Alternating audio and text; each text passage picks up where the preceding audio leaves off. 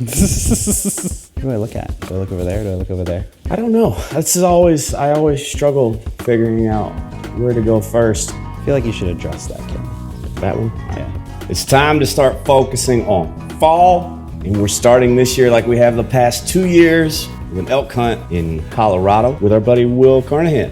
What's up? I'm always so interested to hear your side of everything, because I feel like there's part of you that still kind of keeps some of your suffering to yourself. Yeah, I mean, that's just me in general.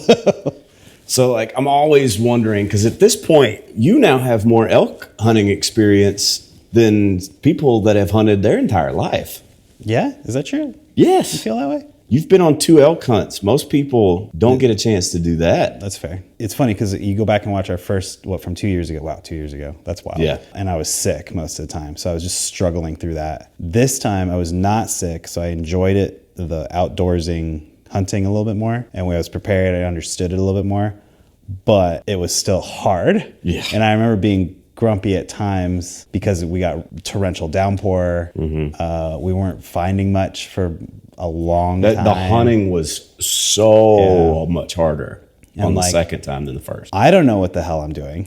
So like from a outdoorsman hunting standpoint, I have to just trust the process and you that you know what you're doing, because I'm just kind of like, okay, yeah, wherever. Like I'll point the camera wherever I need to point, and I'll be quiet and I'll follow your footsteps. And I have all those things like built into my head. And I think I was getting generally frustrated with, us being in a tent, like in a closed space, not seeing anything, not doing anything. I obviously love being outdoors and having coffee and all that stuff. But then when we got to which your video within a video was probably the biggest hit of the video of the entire series last year. How I make my coffee. Yeah.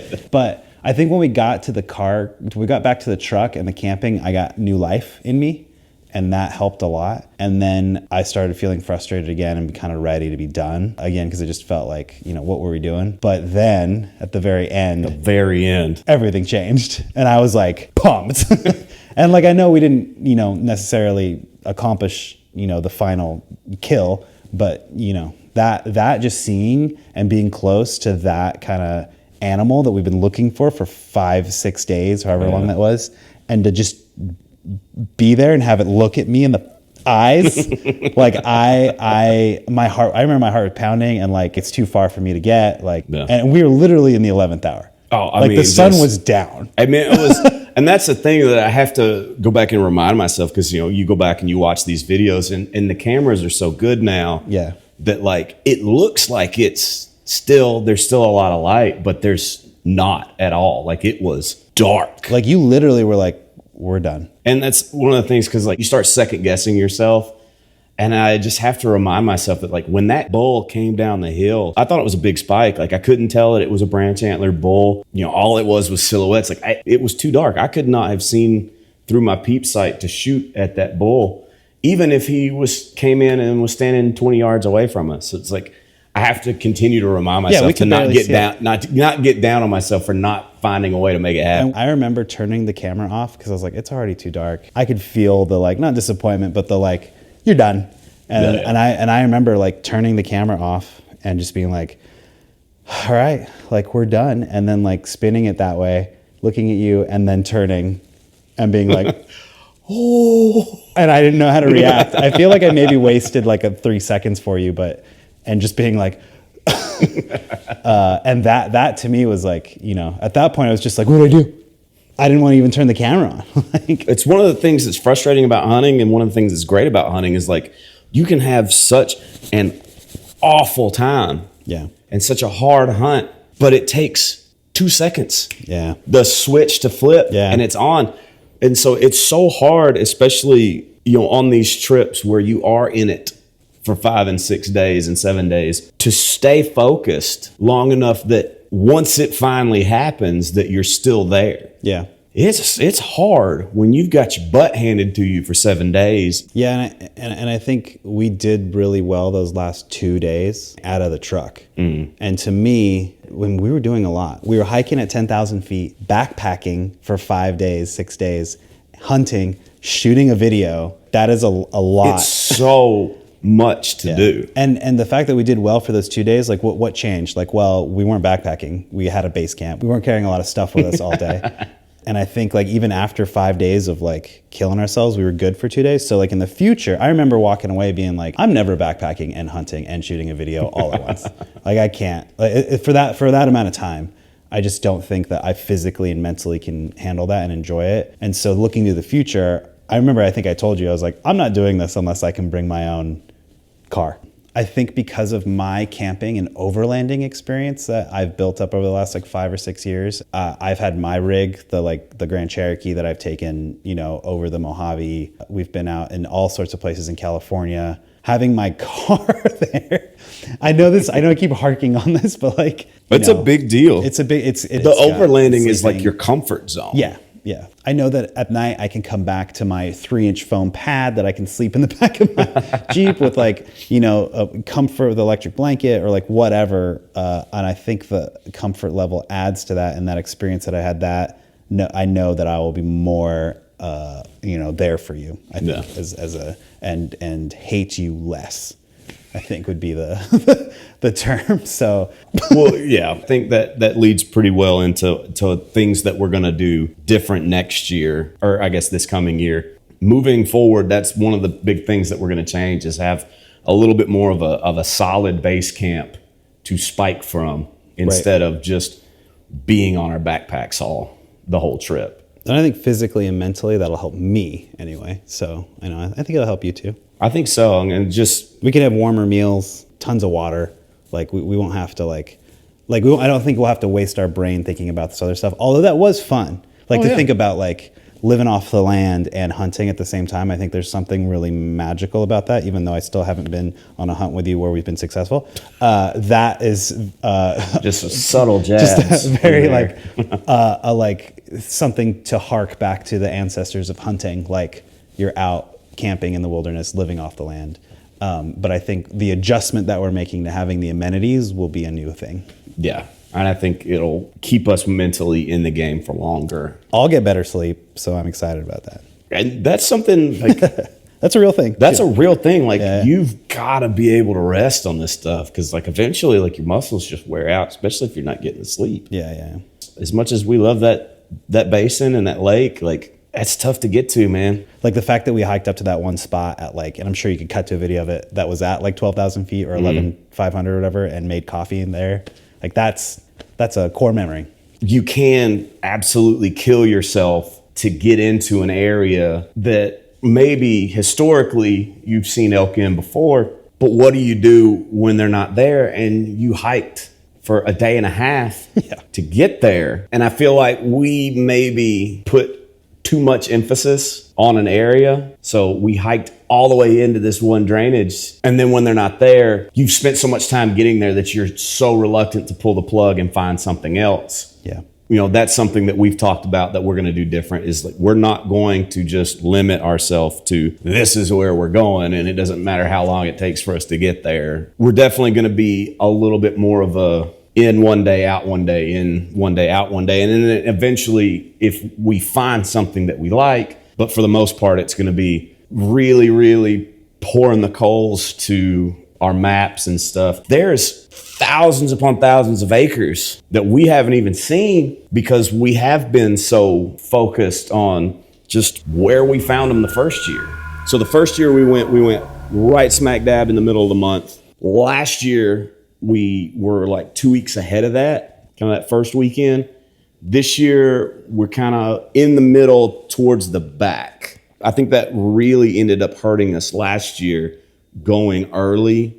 Just the rut wasn't kicked off yet. And a lot of people, from what I heard, that last year the rut was just later. So hopefully this year, with being middle to late, we'll be able to be in much more action. Now, always you run the risk of there being a lot more hunting pressure, but I think it's going to help us, especially if we can find ways into those little places that no one else wants to go. I feel like the first year you felt like you were just kind of a cameraman. Yeah. Last year, I feel like you got a little bit more into it and more part of the video. What do we have to get you to do to like try and call some this year? I don't think I'm going to call anything. I think we need to get you more involved in the hunt. I mean, I'm happy. I think we need to focus on getting one first, and then I can take steps towards, around. Like, I still think priority number one is for you to focus on getting the kill. I don't know what you call it. Getting the kill, being accomplished. Punching the tag. Punching the tag. Yeah. Getting her done. Whatever. And I still think that priority number one, and then two. Obviously, I like it as a video guy and a photographer. For anyone that watches the channel that's interested in that kind of stuff, to like push myself as like a visual artist in a sense. And again, I think because we're bringing our cars, I can bring more equipment.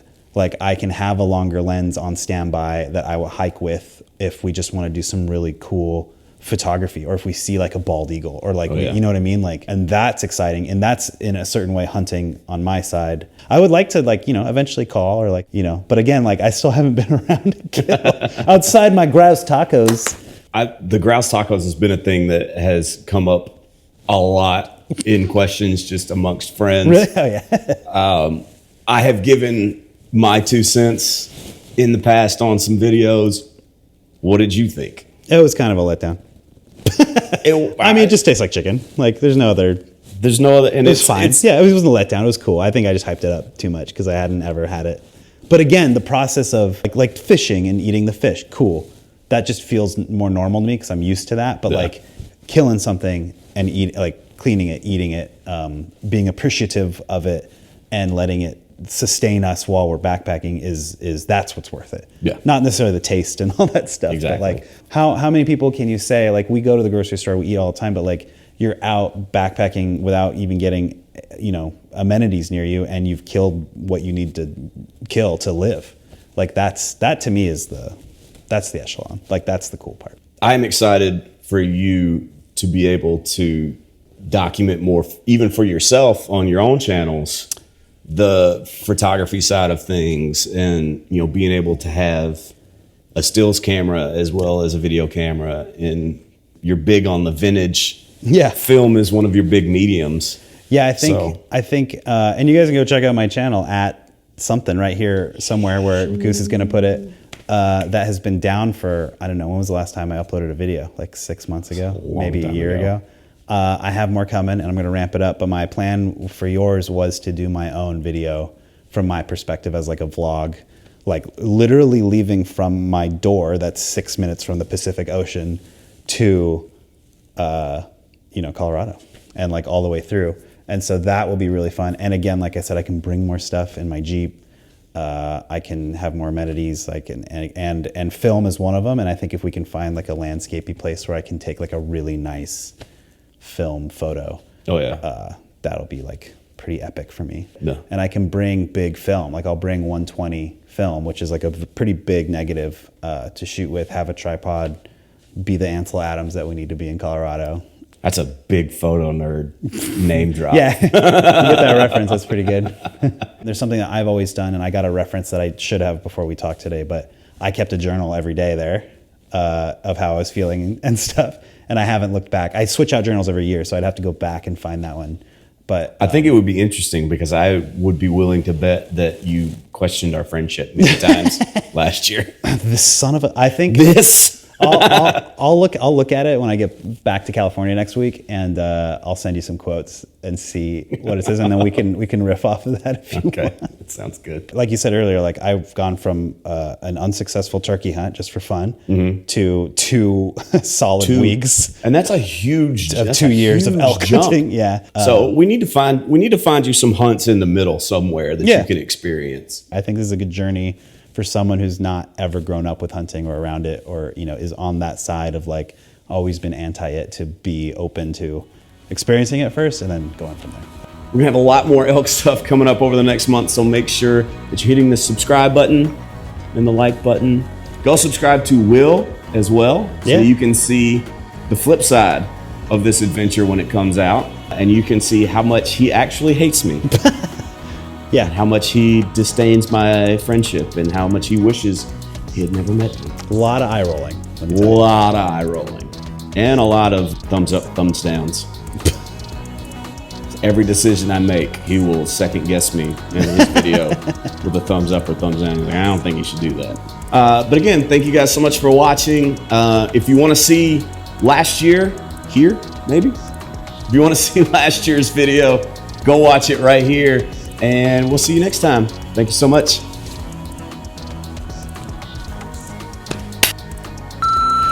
Why do you do that? Are you going to be in the whole video, though? I'm just going to be going back and forth? That's cool. So unprofessional. It's not even. That's right. It's just looks good.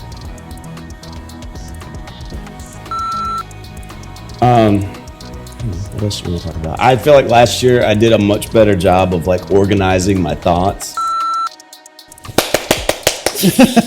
Does that mess up your spiked audio? No, Oh, turn this off. Turn that off.